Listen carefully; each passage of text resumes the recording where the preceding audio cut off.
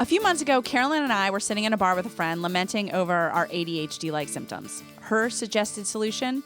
Methylene blue supplements. And she began to tell us how it boosted her focus and attention span. Before we could even say Amazon, Carolyn was adding the supplement to her shopping cart. The next day, before I purchased, thankfully I did some research and realized that while it may be fairly safe for some, there's a group of people who really shouldn't take it, and I'm one of them. In today's episode, we cover what methylene blue is, when and why you might want to use it, and when you should steer clear. Let's dive in.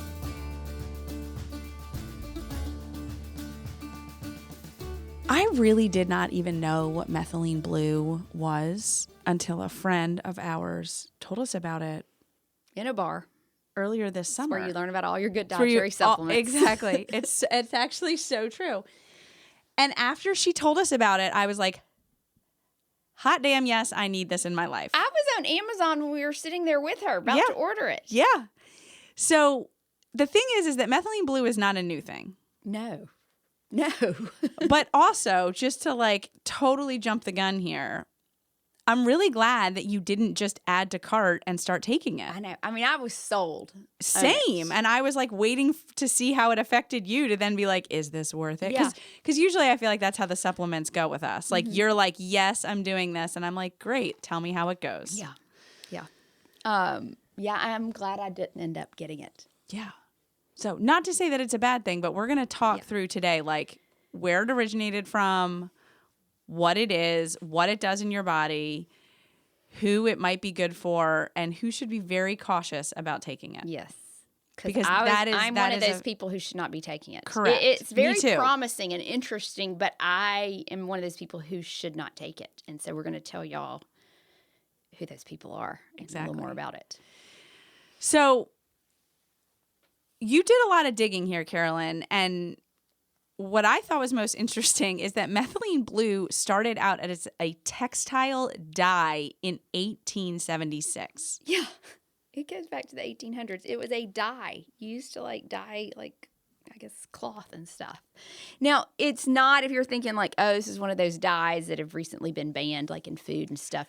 This one is a little different. It's not petroleum-based, which most of the synthetic dyes are. So it's not one of those that we associate with negative side effects. I guess if you want to say it's a more natural dye, maybe. I don't know. Right. But and it's actually it's an FDA approved medicine for certain things. It is used to treat malaria. Yep. And then it's used. It can be used to treat malaria. It's not the primary treatment. It can be used. The main thing it's used for, if you look it up, is an FDA-approved medication for, I'm going to get this wrong, methylhemoglobinemia. Yeah. It is Don't know how to say that. It is where the hemoglobin is formed improperly in red blood cells. It's not an anemia. It's a very rare condition, but taking the methylene blue actually corrects the formation of the hemoglobin. It is very rare, but it is approved treatment for that condition. I'd never heard of that condition until I started looking it up. I've seen that it's used for surgical staining. I think it has some antiseptic properties, and then I saw that in one thing that it may be used as a therapy for carbon monoxide poisoning. Yeah. I also saw that early on it was used to figure out if raw or unpasteurized milk contained bacteria. Ah. So if you put methylene blue in the raw milk and it didn't change color, it had bacteria in it. And if it changed color, then it didn't have bacteria in it. Interesting. Yeah. Wow. So hopefully I got that right. Anyway, they don't use that anymore. But that was another random usage for it. Yeah. Well, it's gotten a lot of attention this past year because I believe it was late spring. RFK did a video. RFK Jr. did a video. Mm-hmm. And he didn't say what he was using or what he was doing, but he put some blue drops in a glass of water, which I really don't know what else those blue drops would be other than methylene blue. Yeah. And I guess drinks the water, the blue water. Yes. And so that really got people going, and it kind of became very popular on TikTok and that kind of thing, or just got people talking about it. Right. And the chemical structure of methylene blue, it's in a form that can be reduced really easily. If you know anything about chemistry, the reduction, I don't know, chemical, what is it, reactions. Yeah. But because of that, it is reduced into a form that acts as an antioxidant. So once in your body, it really serves as a great antioxidant in your body. And I think that's where all these purported additional uses or suggested uses and benefits really kind of stem from. Yeah. There's another famous person who touts it. Who's that? Joe Rogan. Oh, that's right. Yes, Yeah. Joe Rogan too. Yeah. Yes. Yeah, our leading health officials. Yes. Yeah, exactly. So because it acts as such a powerful antioxidant, it's, one of the reasons, I'm back. I can't talk. I don't know what I was going to say. I'm assuming you were going to go through Okay, yeah, let's just jump to its the next potential. one. Yeah. So it's gotten a lot of recent attention for these like unapproved or off-label uses lately, and that's that it can improve focus and attention, and that's really what got our attention that night we learned about it. Yeah, because it was billed to us, and based on the research we've now done, totally fair that this is how it was billed to us, but it was billed to us as essentially like a supplemental form of ADHD medication. Yeah, yeah. And the person with us said she took it and she could tell a difference. Yeah. Yeah. So it improves attention and focus, supposedly. It improves just cognitive function in general, like your working memory, your memory retention, all just general, helps get rid of some of that brain fog that everyone feels like they have. But then also it offers neuroprotection. So it may it may protect your brain cells. And it may actually reduce the accumulation of plaques and tangles in your brain, which over time is what leads to the development of Alzheimer's. Yeah. So here's my question. This is what it's getting attention for, but this is not what the science has shown, correct? No, there's a lot of research now starting to look at it, but we don't have data that it necessarily does any of this. Okay. I just wanted to be clear because the way you and I were just talking about it, it came across that like, oh, this is what it could do. None of this is what proven. Everybody is saying it can do. And now and we will talk about like what the science says. Yeah. But so on paper, sounds great. Fantastic. Yeah. Like this Turn is why on TikTok, you're going to order it. Yeah, this was why Carolyn was add to cart in the bar. Yeah. Yeah.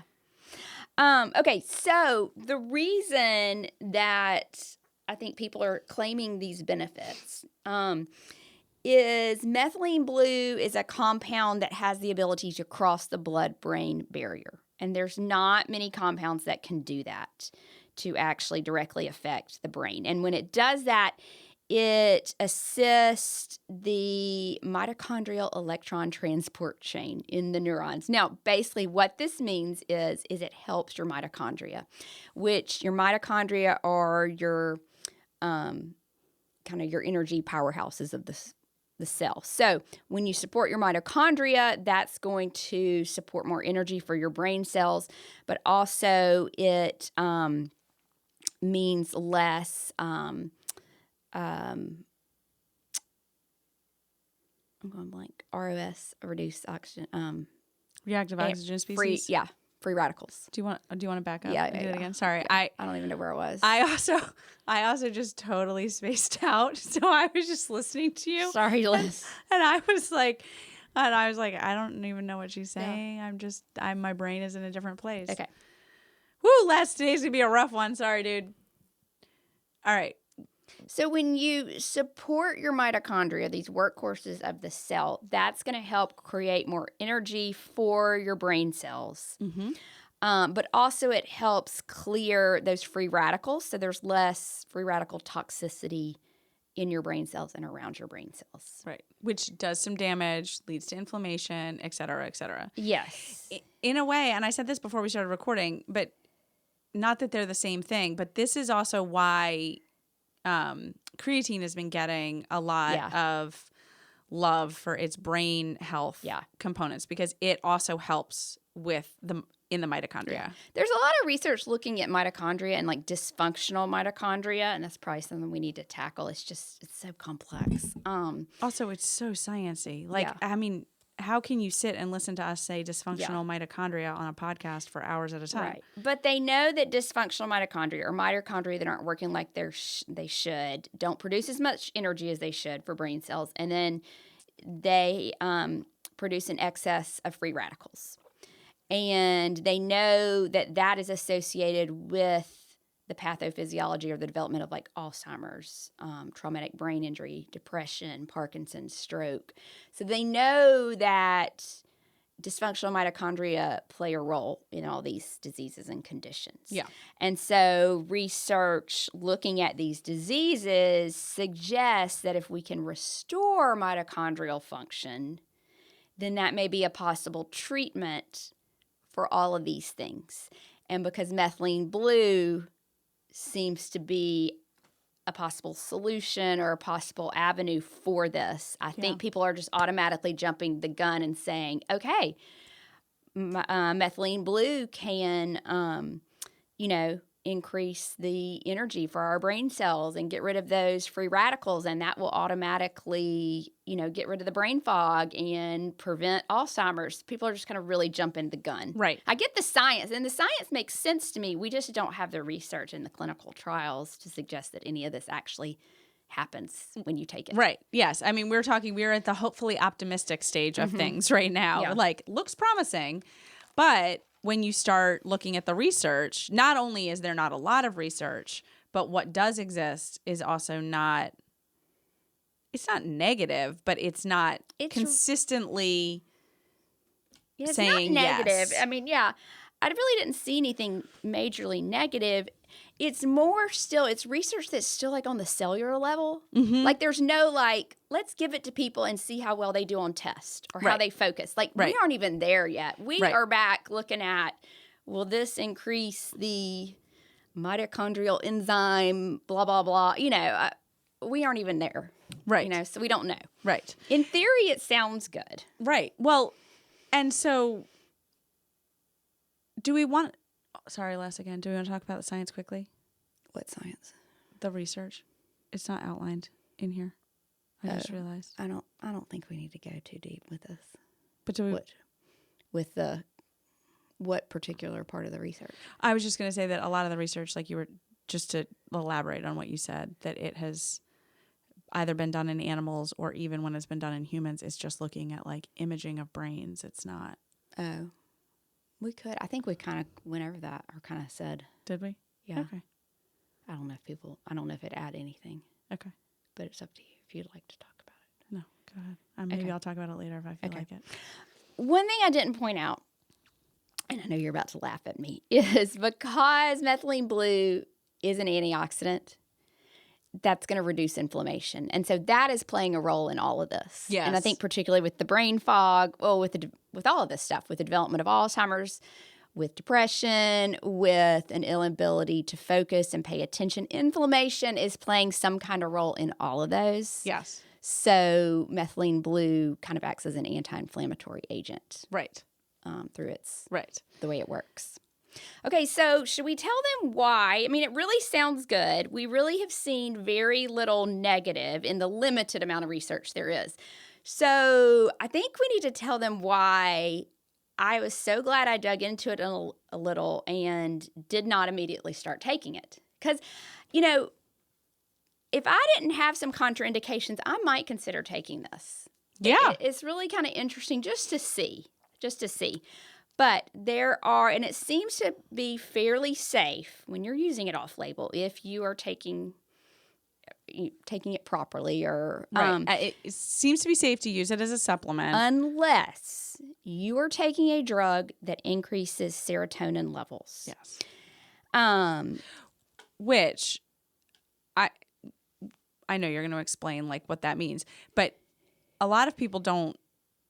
I said that to somebody and they were like, well, what's that? What are those? Like, there are a fair amount of drugs out there that you can take Yes. that have like are basically serotonin modulators. Yeah. So your main class, and the one that people probably think about first, are your SSRIs. That stands for selective serotonin reuptake inhibitors. These are like your main antidepressants, whether Right. they're name brand or generic, like Prozac, Zoloft, Paxil, Lexapro. These drugs all work by increasing, kind of recycling the serotonin in your brain so that your levels increase. Yeah. Okay.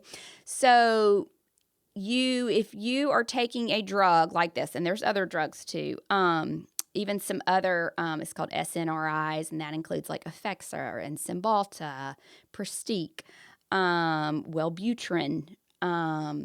So all of those that are kind of known as antidepressants, most of those all work by increasing serotonin levels in your body. Well, methylene blue can increase it as well. Mm-hmm. So if you're taking one of these drugs plus methylene blue, that can increase your serotonin too much, and it can cause serotonin syndrome. Which, who knew, right? And so if like it just goes back to like there can always be too much of a good thing. But tell them what some of the symptoms are, because I was like, well, what really is serotonin syndrome? Like why is that so bad? Am I just gonna be real happy, you know? Yeah, exactly. No. So it can occur pretty quickly. Like if you're on an SSRI or something and you take methylene blue, like you may start to have some symptoms several hours later. But it can include mental status changes like confusion. It can cause autonomic hyperactivity, which would be seen with things like a rapid heart rate. Your heart rate increases, sweating, tremors or muscle stiffness. If it's very extreme, it can require hospitalization. But it's not good things. I saw I think diarrhea, just it kind of throws your body off. Yeah. And not in a good way, not in a pleasant way. No. Definitely not. So, of course, when I saw you can't take it with drugs that affect your serotonin levels, or you shouldn't take methylene blue if you're taking any of those drugs, that struck me out because I take an SSRI. Right. But then I thought, well, okay, anybody who's not taking an SSRI should be okay. Well, not really. Then I started looking, and there's other medications that really aren't touted as affecting your serotonin levels, but they do slightly. Yeah. And they can interfere. So things like certain over-the-counter cough medications or cold medications, several of your migraine headache medications. I don't know these because I don't take, Imitrex, Maxalt, Frova, Replax, Axert, Zomig. There's one antibiotic. I've never heard of this one, Zyvox. Some of your anti-nausea medications like Zofran. Yeah, I found that interesting because I've got one child who's taking that pretty regularly right now. Not that I'm giving her methylene blue, but nevertheless, had no idea that anti-nausea medications impact your serotonin levels. Yeah, now I don't think it's as intense as like SSRIs as your Right. antidepressants, but still, It's at the gut level is what it's doing. Yeah. It's impacting your serotonin at the gut level. yeah. So this is good to know because when you factor all these other medications in, that takes out a lot of people. Yeah. That probably shouldn't try methylene blue. Yeah, absolutely. I mean, even if like for some of these, like you're maybe not using them every day, but you're using them with some regularity, like a migraine, medicine or an anti-nausea medicine, something along those lines. Yeah. I will be honest, if I was not taking any medication, if I had no contraindications, if I was not taking any of these medications, and I might be tempted to try just a little of it. Oh, for sure. I absolutely would give it a go. Yeah, but I would never, after seeing all this, I'm not, definitely don't think it's a healthy thing to do for me to try it. Well, especially because the onset of serotonin syndrome symptoms can be so quick, potentially. Yeah. That is like super alarming to me. Yeah, kind of scary. Yeah, absolutely. And then, of course, I think the other thing just to remind listeners about is like if you do want to try it, first of all, you really should talk to a healthcare professional to make sure that there isn't a contraindication for whatever your medications that you're taking or, health risks that might come into play. But the other thing, too, is like just buy from a reputable supplier, because that's the other part about supplements is like, with the popularity of this, I am sure we will continue to see more and more methylene blue available. Yeah. So buy from a reputable supplier, one that hopefully either in-house lab tests or third-party tests for just like purity and safety. Yeah. Yeah. And, we decided to look in to see what some of the more well-known functional medicine doctors said, like Will Cole and Daniel Amen. I think that's how you say his name. Some of those doctors, and they were all, they both all thought like the science, like what we shared with y'all about how it acts in the body as an antioxidant and the mitochondria support it provides, sounds really good. Right. But they were all like, if you feel like this is something you need to add to your supplement routine, consult a healthcare provider. Yeah. And that's a lot of those functional medicine doctors will say, just go ahead and give you a dosage. But they were all like, consult a healthcare provider first. There aren't that.